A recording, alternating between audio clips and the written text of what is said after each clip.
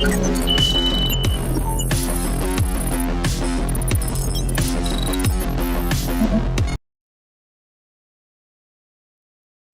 a young orphan living with his sister and her husband in the marshes of Kent, sits in a cemetery one evening looking at his parents' tombstones. Suddenly, an escaped convict springs up from behind a tombstone, grabs Pip, and orders him to bring him food and a file for his leg irons. Pip obeys, but the fearsome convict is soon captured anyway. The convict protects Pip by claiming to have stolen the items himself. One day, Pip is taken by his uncle Pumblechook to play at Sada's house, the home of the wealthy dowager Miss Havisham, who is extremely eccentric. She wears an old wedding dress everywhere she goes and keeps all the clocks in her house stopped at the same time. During his visit, he meets a beautiful young girl named Estella, who treats him coldly and contemptuously. Nevertheless, he falls in love with her and dreams of becoming a wealthy gentleman so that he might be worthy of her. He even hopes that Miss Havisham intends to make him a gentleman and marry him to Estella. But his hopes are dashed when, after months of regular visits to Sada's house, Miss Havisham decides to help him become a common laborer in his family's business. With Miss Havisham's guidance, Pip is apprenticed to his brother-in-law, Joe, who is the village blacksmith. Pip works in the forge unhappily, struggling to better his education with the help of the plain, kind Biddy and encountering Joe's malicious day laborer, Orlick. One night, after an altercation with Orlick, Pip's sister, known as Mrs. Joe, is viciously attacked and becomes a mute invalid. From her signals, Pip suspects that Orlick was responsible for the attack.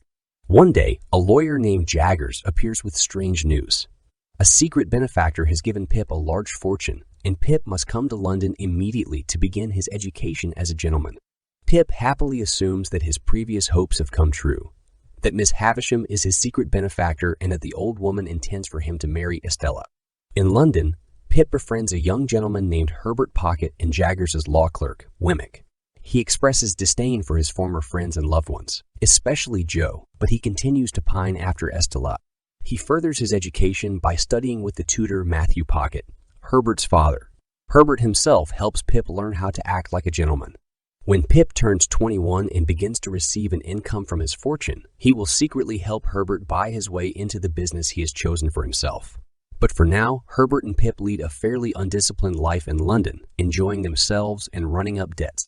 Orlick reappears in Pip's life, employed as Miss Havisham's porter, but is promptly fired by Jaggers after Pip reveals Orlick's unsavory past.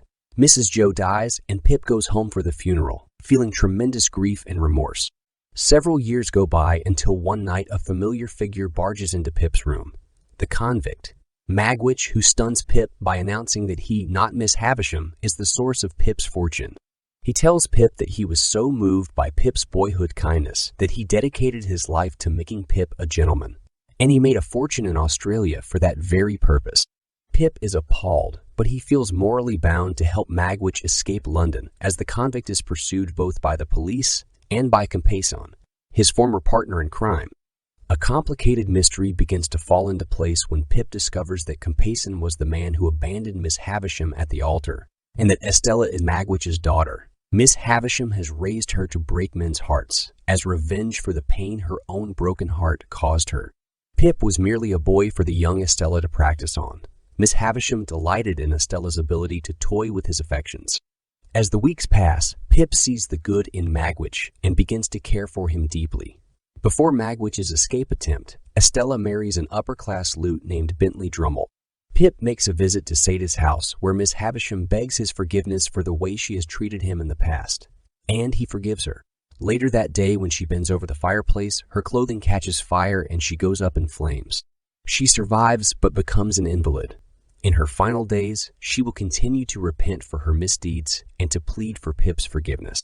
The time comes for Pip and his friends to spirit Magwitch away from London. Just before the escape attempt, Pip is called to a shadowy meeting in the marshes where he encounters the vengeful, evil Orlick. Orlick is on the verge of killing Pip when Herbert arrives with a group of friends and saves Pip's life. Pip and Herbert hurry back to effect Magwitch's escape. They try to sneak Magwitch down the river on a rowboat, but they're discovered by the police, who Compeyson tipped off. Magwitch and Compeyson fight in the river, and Compeyson is drowned. Magwitch is sentenced to death, and Pip loses his fortune. Magwitch feels that his sentence is God's forgiveness and dies at peace. Pip falls ill. Joe comes to London to care for him, and they are reconciled. Joe gives him the news from home.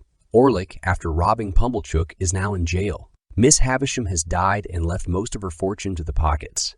Biddy has taught Joe how to read and write. After Joe leaves, Pip decides to rush home after him and marry Biddy. But when he arrives there, he discovers that she and Joe have already married. Pip decides to go abroad with Herbert to work in the mercantile trade. Returning many years later, he encounters Estella in the ruined garden at Sada's house. Drummle, her husband, treated her badly, but he is now dead. Pip finds that Estella's coldness and cruelty have been replaced by a sad kindness, and the two leave the garden hand in hand, Pip believing that they will never part again.